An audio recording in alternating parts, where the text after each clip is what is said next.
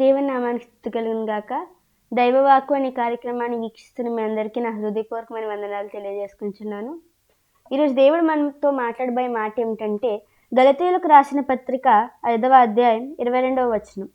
అయితే ఆత్మఫలం ఏమనగా ప్రేమ, సంతోషం, సమాధానము, దీర్ఘశాంతము, దయాలత్వము, మంచితనం అండి.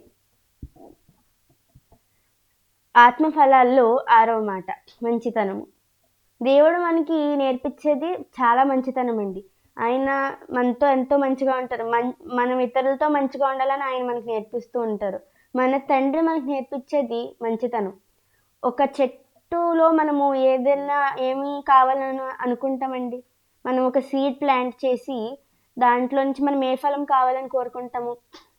మంచి ఫలం కావాలని కోరుకుంటామా, చెడ్డ ఫలం కావాలని కోరుకుంటామా? ఆబ్వియస్లీ అందరూ మంచి ఫలము కావాలని కోరుకుంటాం కదండి. ఇలాగే దేవుడు కూడా ఇదే ఎప్పుడు మనలో కోరుకుంటూ ఉంటారు. ఏమంటే మనము ఆయనలాగా మంచిగా రావాలి, మంచి ఫలాలు మనం ఫలించాలి. కానీ మనం ఈ లోకంలో పడి మంచితనాన్ని మర్చిపోతూ ఉన్నామండి.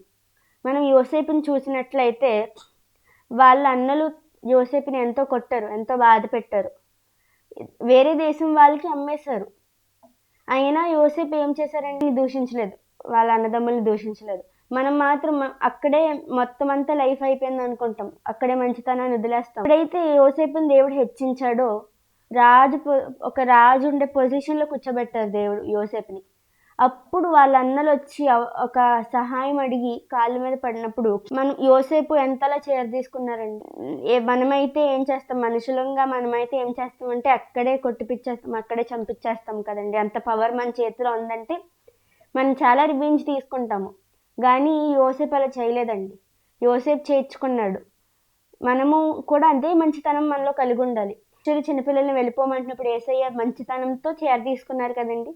అలాగే మనం కూడా ఎప్పుడైతే మనం మంచితనంతో ఉంటామో, ఆయన పిల్లలుగా మనం మనలోని గుడ్నెస్ని పక్కన వాళ్ళకి చూపిస్తూ ఉంటామో, everyone should know by looking at us అండి.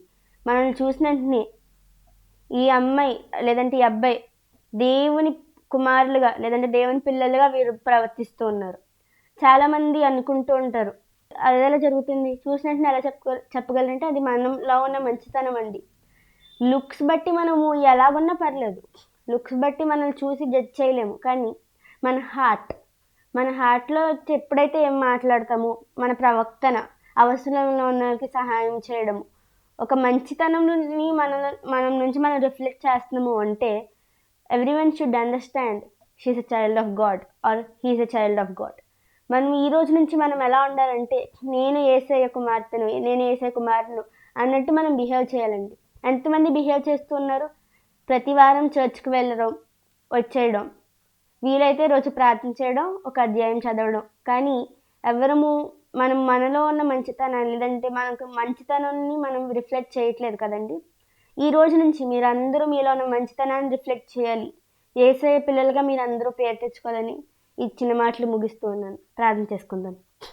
మహాగణుడు మహోన్నతుడైన మా ప్రియ పరలోకపు తండ్రి, నీకు వందనాలు యేసయ్య. గడిచిన కాలమంతా నీ కృపాదయరెక్కల కింద కాచి కాపాడినందుకు నీకు వందనాలు ప్రభా. యేసయ్య, ఈరోజు మంచితనం కోసం మేము నేర్చుకున్నాం ప్రభా. యేసయ్య, మంచిగా మేము ప్రవర్తించాలి ప్రభా, నీలా ప్రవర్తించాలి, నిన్ను మాలో నుంచి మేము రిఫ్లెక్ట్ చేయాలి తండ్రి ప్రభా. మీరే మాకు సహాయం చేయండి అయ్యా. మీరే మా తోడే ఉండండి ప్రభా. వారి సమయాన్ని హెచ్చించుకొని వారి కష్టాల్లో ఉన్న, బాధల్లో ఉన్న తండ్రి ప్రభా, ఈ వాక్యం వింటున్న ప్రతి ఒక్కరికి తండ్రి ప్రభా వేసి మీరే ధైర్యం దయచేసి, ఆనందం దయచేసి, దీవించి ఆశీర్వదించమని యేసు దీవెనామమున అడుగుచున్నాను తండ్రి, ఆమేన్.